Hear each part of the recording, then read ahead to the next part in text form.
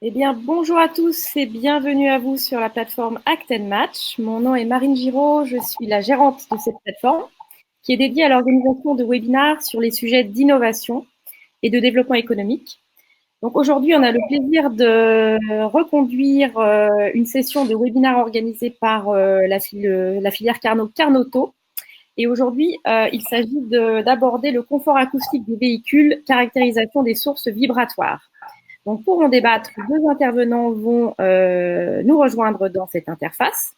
Donc, le premier, c'est Younes Ait Awaj, qui est chargé de développement aux affaires scientifiques pour Carnot ESP.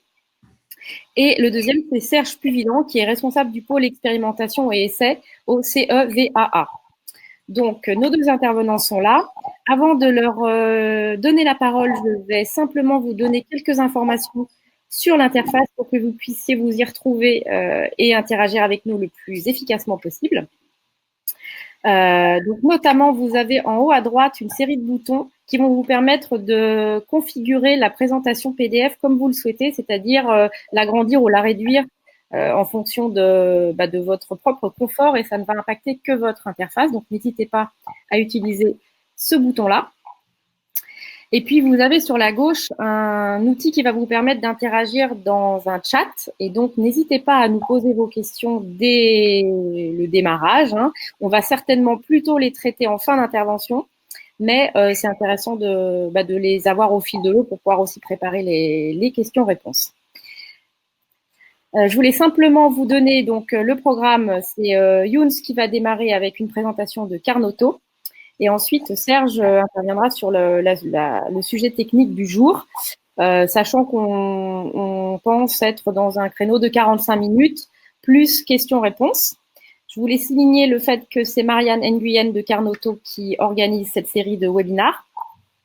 Et remercier les deux pôles de compétitivité, Cara et Moveo, qui ont communiqué auprès de leurs adhérents sur la tenue de ce webinar. Et on a un certain nombre de participants qui viennent de ces réseaux-là. Donc, merci à eux. Et puis, simplement, sachez que ce webinar s'inscrit dans un cycle de webinars de Carnotto, dont les trois webinars sont listés sur la droite. Donc, on est sur le troisième webinar. Et tous ces webinars et les replays sont disponibles sur la plateforme Actenmat. Voilà, donc sans plus tarder, je vais laisser la parole à Younes. Donc, je vais simplement charger les slides, qui sont les siennes. Et je reste à votre disposition pour toute question. N'hésitez pas à revenir vers nous sur le chat. Très bien, merci beaucoup Marine. Donc bonjour à toutes et à tous, bienvenue sur ce webinaire au nom de la filière Carnotto et de l'Institut Carnot ESP. Donc je vais commencer une brève présentation de la filière Carnotto. Tout d'abord, les instituts Carnot, en fait, ce sont des structures de recherche publique qui prennent des engagements forts pour développer la recherche partenariale au bénéfice de l'innovation des entreprises, notamment des PME, des grands groupes et des acteurs socio-économiques. Donc, les instituts Carnot, en fait, c'est un label d'excellence décerné par l'ANR à 29 instituts Carnot en France, ainsi que 9 instituts tremplins, qui est une période probatoire. La filière Carnotto, c'est 9 instituts Carnot impliqués dans la filière automobile et mobilité. L'objectif étant de renforcer la compétitivité et l'attractivité des ETI, PME et TPE, en facilitant l'accès à l'innovation. Donc, en fait, nous avons 3 axes, ou plutôt 3 défis dans la filière Carnotto à relever. Donc, il y a le premier défi qui est la motorisation et les vecteurs énergétiques. Le second défi qui sont les matériaux et architecture. Et enfin, les TIC et la mobilité. Donc, vous retrouvez le logo des 9 instituts Carnot qui participent à la filière Carnotto.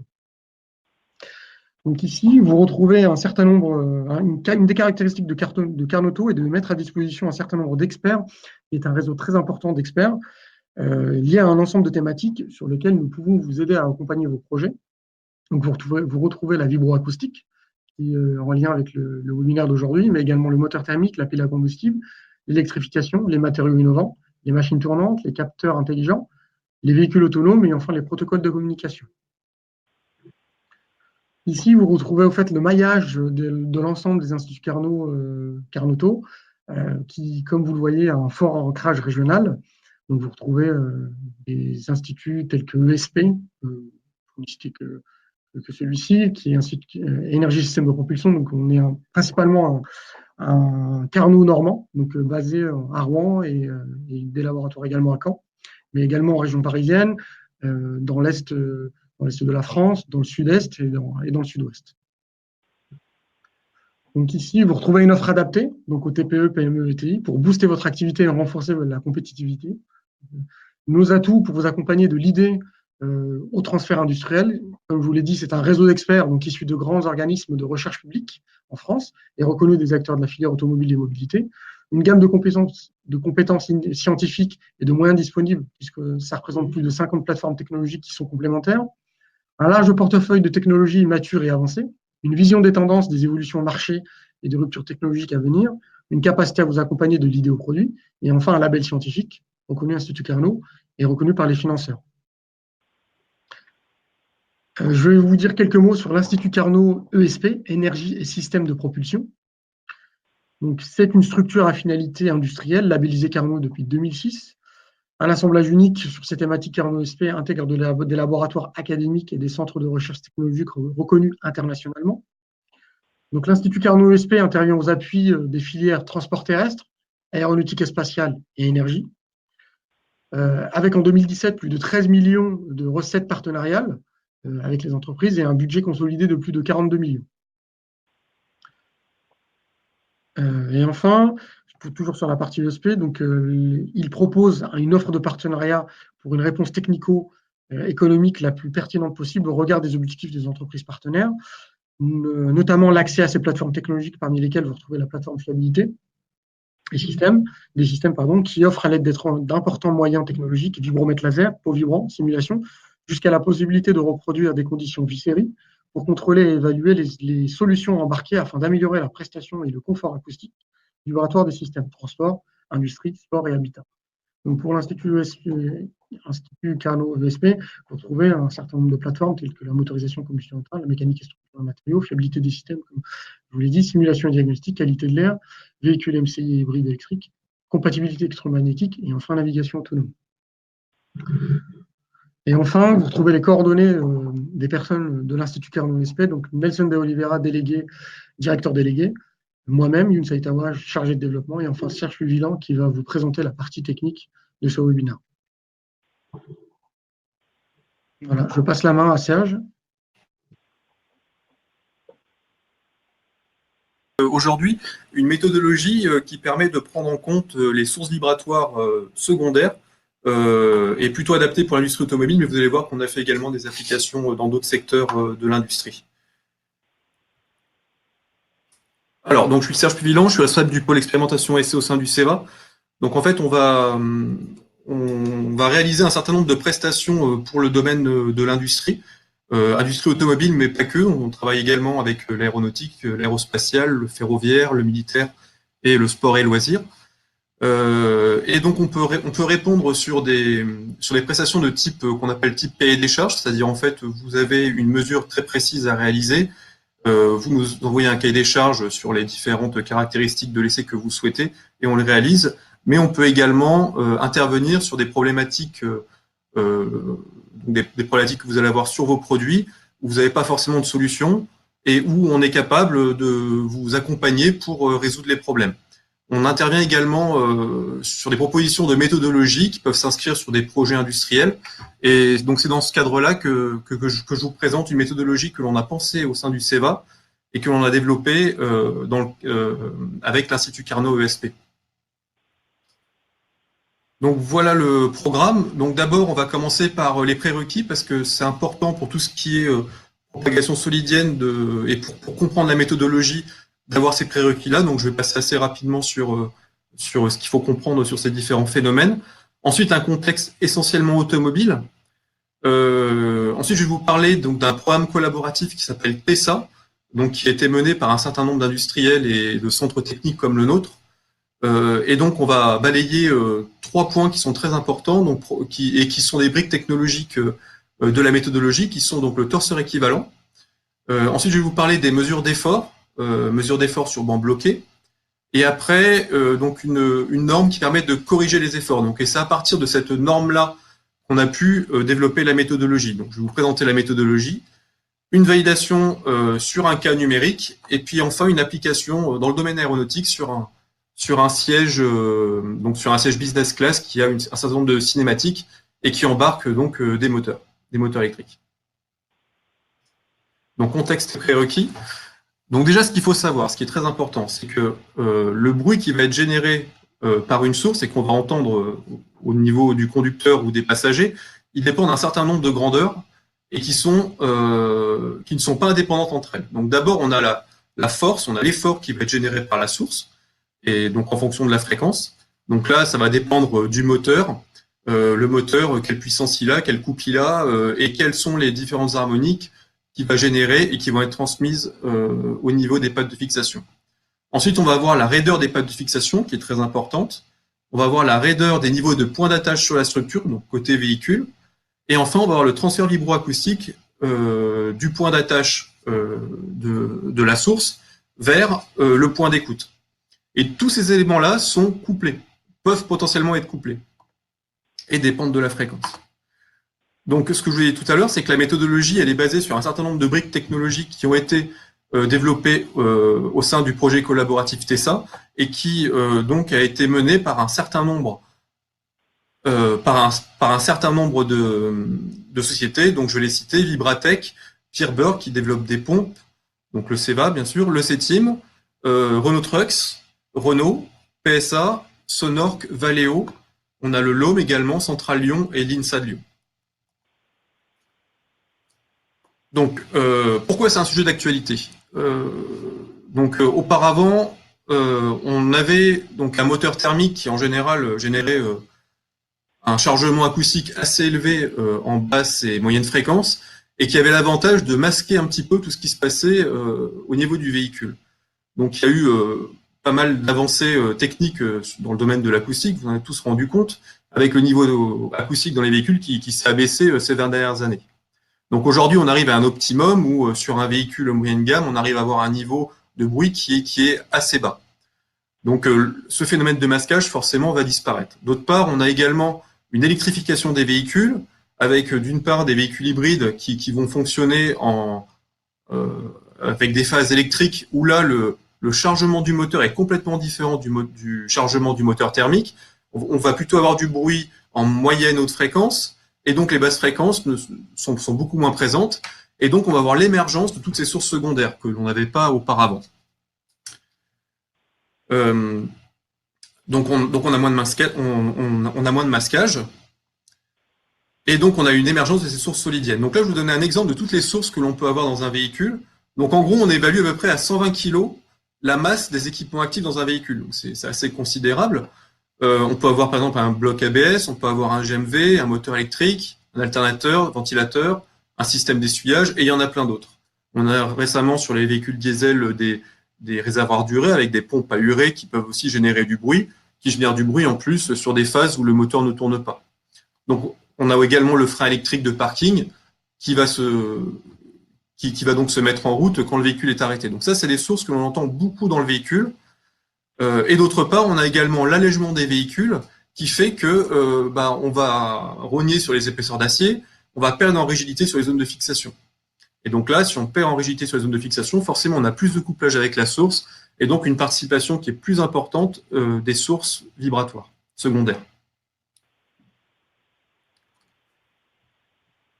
Alors, sur le terrain, qu'est-ce qui se passe? Donc, il y a pas mal de cas où on va avoir une source qui va être plateforme, qui est développée, qui est valide sur un véhicule, et puis on va développer un nouveau véhicule sur la même plateforme, et tout d'un coup, on se rend compte que la source n'est pas valide.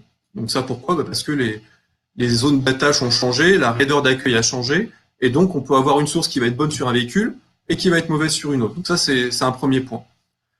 Ensuite, on a une complexité de la spécification, parce que quand on spécifie sur un organe, donc on fait le test sur l'organe seul et pas avec la structure d'accueil. Donc on va valider la source sur un banc d'essai qui a une raideur évidemment qui est différente de celle du véhicule.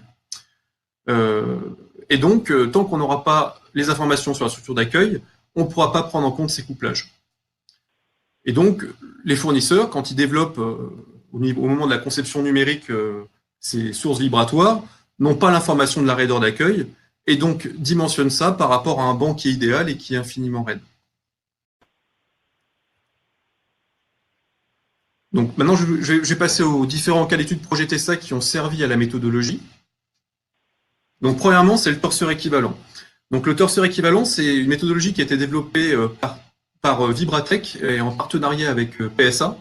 Et donc l'idée initiale, c'était donc de développer une méthodologie qui permette de prendre en compte les sources qui sont liées de manière surfacique à la structure d'accueil. Donc par exemple, on peut prendre le compresseur de clim. Le compresseur de clim, il va être directement plugué sur le moteur avec une surface de contact. Et donc là, les méthodologies qu'on a aujourd'hui pour caractériser les efforts de ces sources-là sont des méthodologies qui sont ponctuelles. C'est-à-dire qu'on est capable de mesurer avec un capteur d'effort les efforts aux interfaces, ou alors on peut mesurer par méthode inverse, donc ce qu'on appelle le TPA, Transfer Pass Analysis, les efforts aux interfaces. Mais quand la surface de contact est importante, ces méthodes-là ne fonctionnent pas.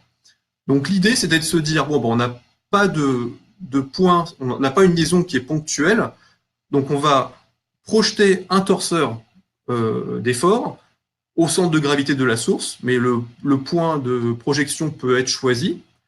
On va aller projeter les efforts et les moments condensés sur un point, et une fois qu'on aura cette information-là, on pourra injecter l'effort sur un modèle numérique. Voilà, donc c'est quelque chose qui a été développé au sein de TESA et qui fonctionne assez bien. Donc vous allez voir par la suite qu'on l'a utilisé dans notre méthodologie.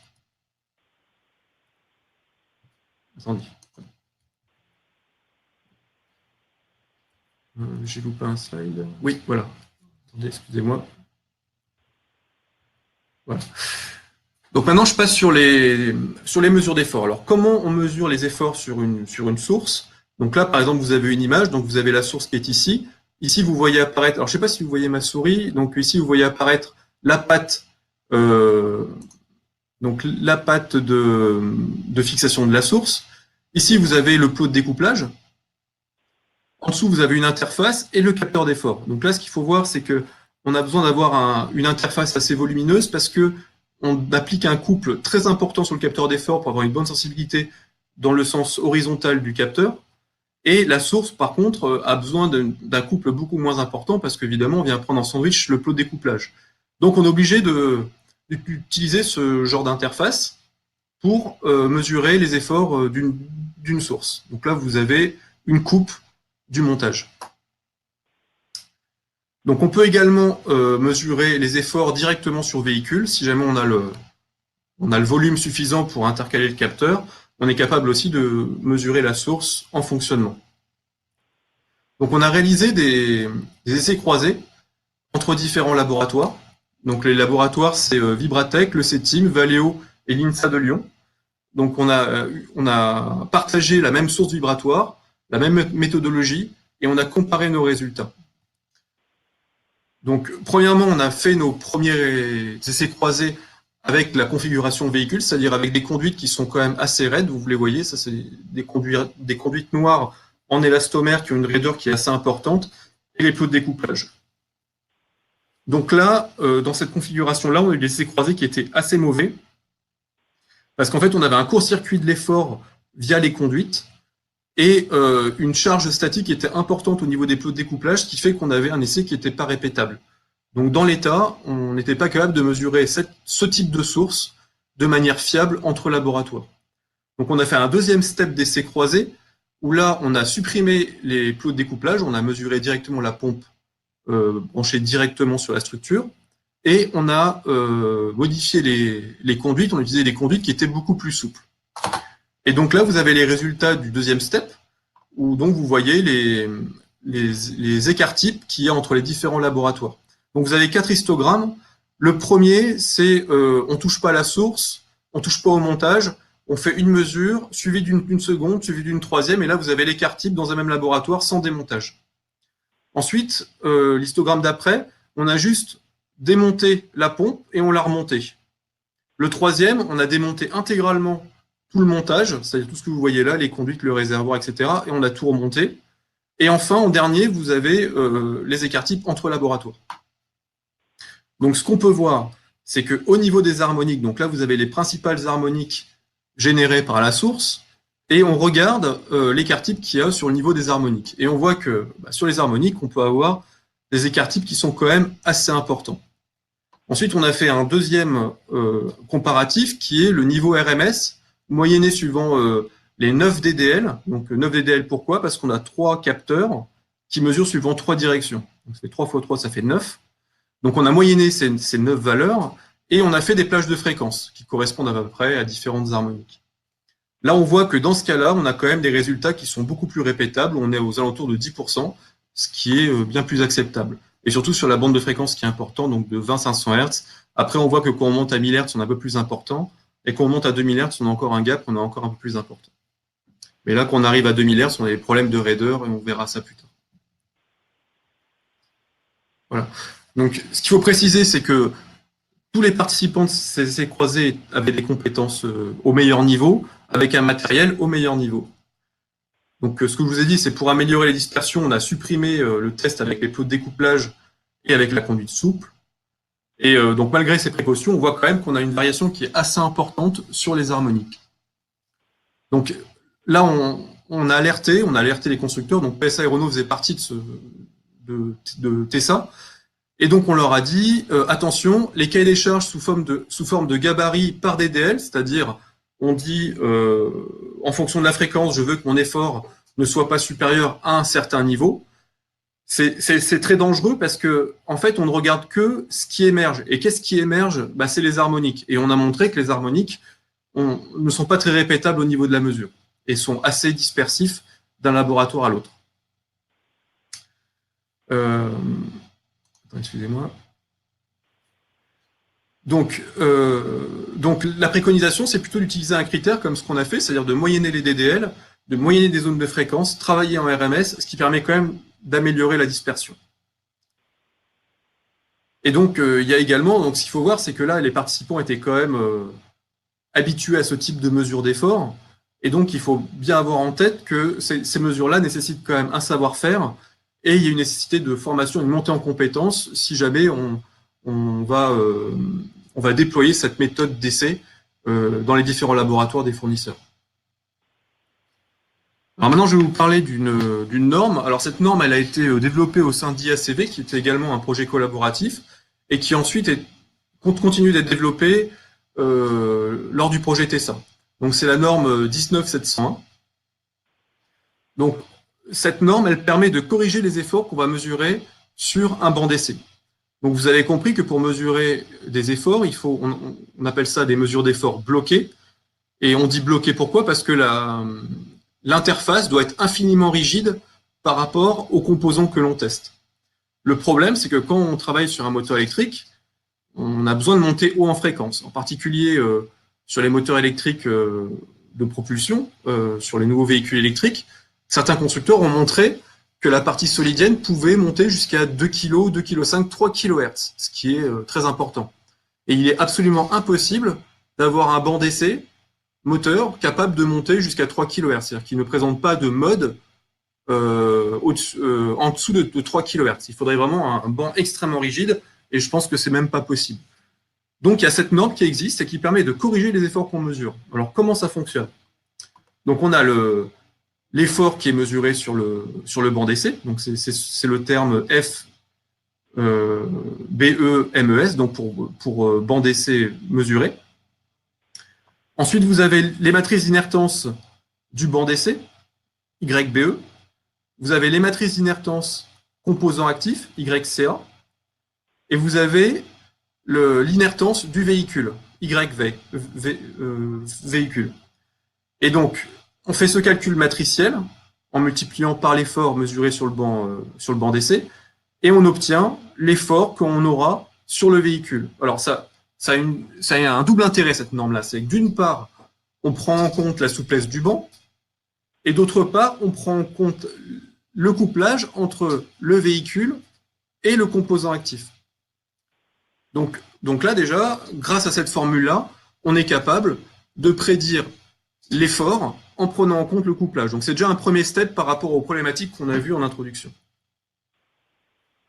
Alors maintenant, je vais vous présenter la méthodologie. Donc l'idée, en fait, c'est d'intercaler une interface, donc c'est l'interface que vous voyez ici, qui se situe entre le moteur et la structure. Et cette interface-là, l'intérêt, c'est de la calculer. C'est-à-dire qu'on va être capable de la numériser. Et tous les autres éléments de la chaîne, qui sont le moteur, le véhicule et tout le transfert vibroacoustique jusqu'à l'écoute, va être mesuré. Donc l'intérêt de ça, c'est d'avoir en fait un modèle numérique qui est de petite taille et d'être capable d'itérer assez rapidement sur ce modèle numérique. Donc en fait, on se base sur la norme que je vous ai présentée tout à l'heure, et dans les équations qu'on a vues, on vient intercaler la partie interface qui va être calculée. Ensuite, pour prendre en compte les moments, parce qu'on va voir par la suite que les moments sont quand même importants, on va utiliser le torseur équivalent qui était présenté précédemment et qui a été développé au sein de Tessa. Et donc l'objectif, bien sûr, c'est d'être capable d'itérer sur la source et d'obtenir de ces itérations le niveau au point d'écoute. Donc pour ça, qu'est-ce qu'il faut ? Il faut avoir la source, il faut être capable de mesurer la source sur banc, il faut avoir un véhicule cible, ou alors éventuellement des calculs réalisés sur un modèle numérique du véhicule qui est en cours de développement. Alors quels sont les intérêts ? Premièrement, ça permet à l'équipementier de prendre en compte le couplage entre la structure et la source. Et ça, on a vu que c'est fondamental, parce qu'on peut avoir une source qui va être bonne sur un véhicule et qui n'est pas bonne sur l'autre à cause de la raideur d'accueil. Ça permet également d'itérer sur les plots de découplage, c'est-à-dire qu'on est capable de modéliser le plot de découplage et donc d'itérer sur le plot de découplage. Ensuite, ça permet de réaliser des itérations de calcul sur tout ce qui va être la liaison entre la structure et la source. Ça permet de caractériser en haute fréquence parce qu'on va corriger le banc et donc on est capable de monter jusqu'à 2 kg, 3 kHz en corrigeant le banc. Ça permet de caractériser le moteur et pas l'ensemble de la source. C'est-à-dire que, par exemple, si vous avez un réservoir avec une pompe dans le réservoir, vous pouvez caractériser la pompe seule et le réservoir et modéliser le réservoir. Ça permet de s'affranchir des problèmes de mesure qu'on a vus précédemment. Et aussi, ça permet à un carrossier d'adapter un nouveau GMP. Donc là, on pense par exemple à un carrossier qui va acheter un véhicule thermique, qui va enlever le moteur thermique et le remplacer par un moteur électrique donc en designant des interfaces entre le moteur électrique et puis la structure. Donc là, de la même façon, cette partie fixation du moteur peut être modélisée et peut être optimisée. Voilà, donc on a deux cas possibles. Donc on mesure la source, ça c'est un impératif. Les plots, soit on va utiliser les données du fabricant, soit on va les mesurer. Donc là, pour les mesurer, c'est quand même assez compliqué de mesurer des plots. Et en ce moment, on travaille sur une méthodologie qui permet de modéliser, de mesurer correctement les plots jusqu'en haute fréquence en fonction de la précharge. Ou alors, on peut les calculer également en mettant des modèles de ressort linéaire. L'interface, on va la calculer. Et la structure d'accueil, on va la mesurer ou on va récupérer un modèle numérique du constructeur. Alors, donc ce que je vous avais dit, c'est qu'on va intercaler l'interface entre le moteur et la source. Donc pour ça, par rapport à la norme qu'on a vue tout à l'heure, on est obligé d'intégrer le comportement vibratoire à l'interface, donc qui est composé d'une matrice de l'interface, entrée-entrée, entrée-sortie et sortie-sortie. Alors, qu'est-ce que c'est l'entrée, qu'est-ce que c'est la sortie? L'entrée, c'est la zone où on va fixer le moteur, et la sortie, c'est la zone où on va connecter la structure, l'interface sur la structure d'accueil, qui est le véhicule. Donc ensuite, on va avoir le comportement vibratoire du composant actif et de l'effort qui va être mesuré sur banc, ça nous donne l'accélération. On va avoir l'inertance du composant passif, donc le véhicule, et l'effort, donc c'est ce qu'on cherche, c'est l'effort qu'on va avoir au niveau du véhicule. Ça va nous donner l'accélération au niveau du composant passif, à l'interface. On recompose tout ça et on obtient donc une équation qui permet d'avoir l'effort au niveau du composant passif, donc au niveau de la structure, en fonction de plein de termes qui sont soit calculés, soit mesurés.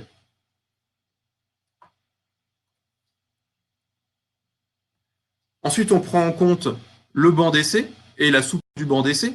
Donc pour cela, on intègre dans l'équation l'inertance du composant actif, l'effort du composant actif, les inertances du banc d'essai, les raideurs des plots et l'effort sur le banc d'essai qui est mesuré. On intègre ça dans les équations et donc là, on obtient l'effort au niveau du véhicule et qui dépend des termes qui permettent donc d'itérer sur l'interface. Donc l'interface, vous allez la retrouver sur ce terme-là, sur le terme YEE, YSS et YES. Et YSE qui est donc l'inverse de la matrice YES. Les autres termes vont être mesurés.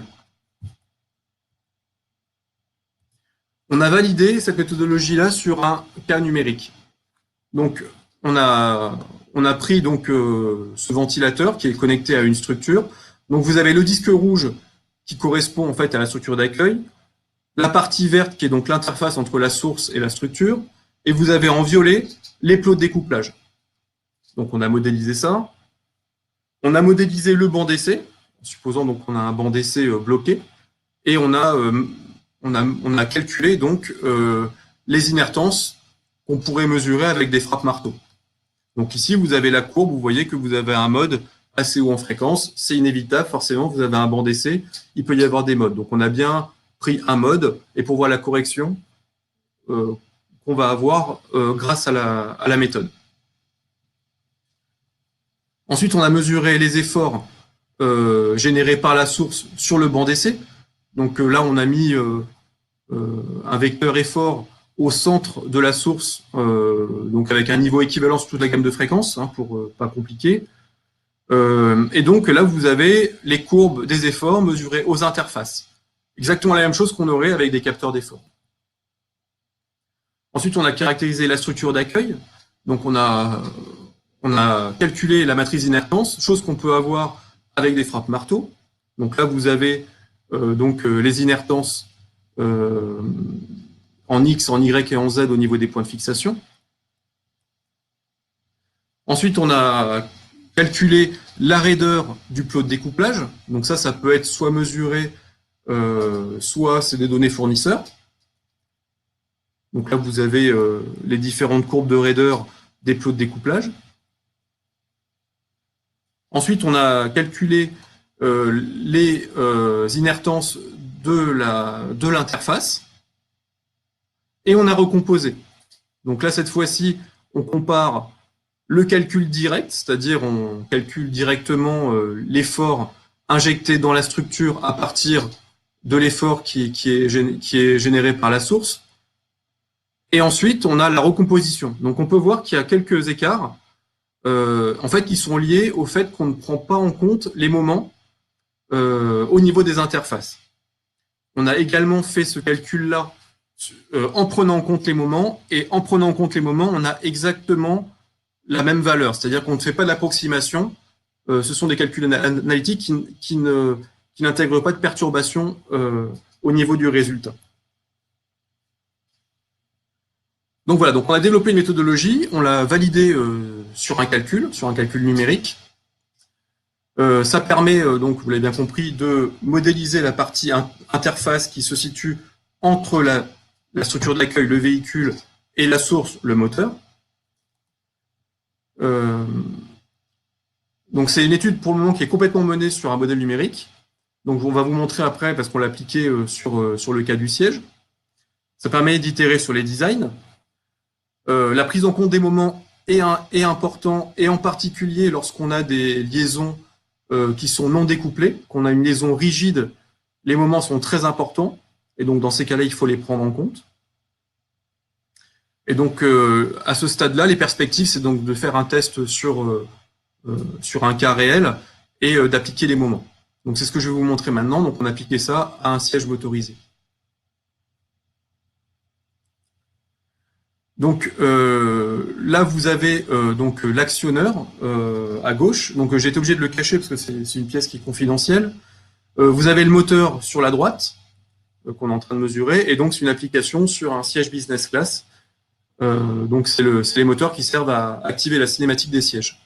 Donc on a décomposé de la façon suivante. Donc, le moteur électrique, c'est la source. L'actionneur, c'est l'interface. Et le siège, c'est la structure d'accueil. Donc, le moteur est fixé en rigide sur l'actionneur. Donc, là, vous voyez bien la position du moteur. L'intégralité de la vibration va plutôt se transmettre avec un moment. Donc, dans ce cas-là, il est très important de prendre en compte les moments. Et si on prend en compte que les translations, la méthode ne peut pas marcher. Donc là, dans ce cas-là, on a pris en compte les moments. Alors, comment on a fait? On a utilisé le torseur équivalent. Donc là, sur la droite, vous voyez le moteur monté sur le banc. Et donc, vous avez un disque, et entre l'équerre et le disque, vous avez des capteurs d'effort qui sont répartis de manière stratégique pour être capable de remonter à un torseur équivalent au centre de la source. Donc là, vous avez un exemple du moment suivant X qui a été mesuré.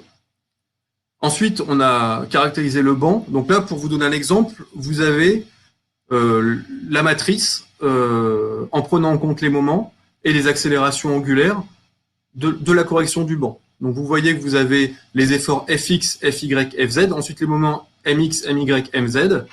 Ensuite, vous avez les accélérations suivant X, Y, Z et les accélérations angulaires suivant X, Y et Z. Et il faut être capable de remplir toutes les cases de la matrice. Et donc ça, on a été capable de le faire en projetant les mesures en translation au centre de la source. De même, côté moteur, donc côté composant actif, on doit être capable de fournir cette matrice suivant ces différentes grandeurs. Donc là, on ne pouvait pas le mesurer. Donc ce qu'on a fait, c'est qu'on a mesuré les translations avec un marteau d'impact et un accéléromètre. On a fait une corrélation calculée C du modèle, et ensuite on a calculé ces différentes grandeurs. On a recomposé, on a vérifié que ça fonctionnait bien. Donc pour ça, on a fait des vérifications que je ne peux pas vous montrer, mais on a mesuré qu'on recomposait correctement l'ensemble de ces différentes matrices. Et on a joué sur le design de l'actionneur et on a regardé l'impact qu'il y avait au niveau de l'effort intégré dans le siège. Alors malheureusement, on n'avait pas de siège, donc on n'a pas pu corriger par rapport à la raideur du siège et par rapport au transfert vibroacoustique du siège vers l'écoute. Mais à partir du moment où on a l'effort bloqué à l'interface, c'est très facile de le corriger derrière et puis de vérifier et d'aller au bout de la méthodologie pour mesurer, pour calculer ce qu'on aurait eu au niveau de l'écoute. Et donc on voit qu'en jouant sur différents items, donc on a joué sur le découplage du moteur, en essayant d'assouplir un petit peu la liaison entre le moteur et l'actionneur. On a joué également sur le capotage qui était assez peu raide, et on voit qu'en jouant sur ces différents paramètres, on va avoir un gain sur les efforts, donc on va avoir un gain sur le niveau d'écoute. Donc voilà, donc je vous ai présenté où on en est aujourd'hui de cette méthodologie-là. Donc bon, je pense que ça a un intérêt sur le secteur automobile parce que ça permet de prendre en compte les couplages, ça permet d'itérer sur la structure et d'avoir une conception numérique de la source en prenant en compte les couplages éventuels avec la structure et la partie vibroacoustique de la problématique. Et donc aujourd'hui, nous, on est capable de travailler avec vous sur cette méthodologie-là et de l'appliquer sur un projet véhicule. Aujourd'hui, on est suffisamment mature pour le faire. Voilà. Si vous avez des questions, je peux vous pouvez me les soumettre et je vous répondrai. Merci beaucoup. On a fait une première question de Oussem qui demande comment on mesure les inertances de bancs d'essai et de véhicules. Alors, ça se mesure avec un marteau d'impact et avec un accéléromètre.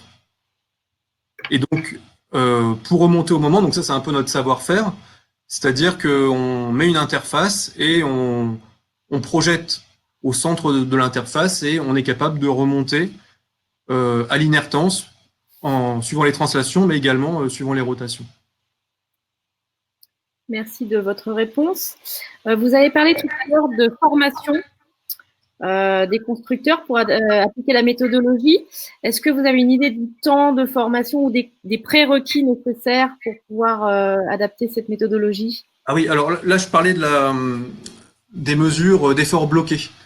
Donc là, c'est une formation qui s'adresse aux personnes qui ont des mesures d'efforts bloqués à réaliser. mais qui n'ont pas encore la compétence en interne. Donc ça, on peut les accompagner. On a les formations adéquates pour les former à utiliser des capteurs d'effort et à mesurer correctement les vibrations, enfin les efforts générés par les sources vibratoires. Donc là, en termes de temps, je pense qu'il faut compter à peu près 2 jours de formation en salle et puis 2 jours de formation avec un TP. Très bien. Vous avez dit que vous étiez mature pour pouvoir tester sur disons des véhicules en construction. Vous avez besoin donc de partenaires pour valider la méthode en situation d'essai. Mmh. Idéalement, ça serait de travailler avec un constructeur et un équipementier sur une source en particulier. Et donc là, on pourrait appliquer cette méthode-là et simuler un projet pour voir comment ça pourrait fonctionner dans un cycle en V de développement d'un composant actif. Et oui, effectivement, là aujourd'hui, on l'a fait pour l'aéronautique, ça a bien fonctionné, et l'idéal serait de l'appliquer sur une source, sur un composant, et là, on est assez ouvert à discuter en fonction du composant et comment on peut adapter la méthodologie en fonction du composant. Très bien. Du coup, ce serait vous le point de contact. Là, je m'adresse à nos participants s'ils souhaitent rentrer en contact avec vous pour pouvoir Oui, initier tout à fait. une collaboration. Oui. Donc, si vous êtes intéressé, vous nous contactez et puis on montera une réunion où on vous montrera. Donc là, actuellement, on a des essais qui sont en cours sur des moteurs électriques. Donc, pour appliquer cette méthodologie-là sur des freins de parking. On pourrait faire une réunion ici à Saint-Étienne-du-Rouvray et puis montrer le banc, en quoi ça consiste, rentrer un peu plus dans le détail de la méthodologie et puis discuter du cas d'étude que vous avez. Très bien. Donc, j'ai remis vos coordonnées email pour que vous puissiez être contactés par les Oui. participants qui le souhaitent.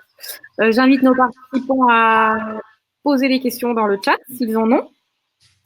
Moi, j'avais une question sur les principaux bénéfices que vous identifiez, vous.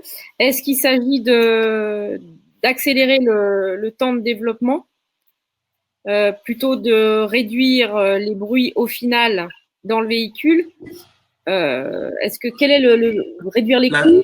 La finalité. Alors, la première chose, c'est pour éviter d'avoir le cas où, quand on a le premier prototype, où on monte la première fois le composant actif, avoir un bruit qui est anormal et donc des itérations pour résoudre le problème tardives dans le projet véhicule. Et ça, c'est vraiment problématique, ça coûte très cher.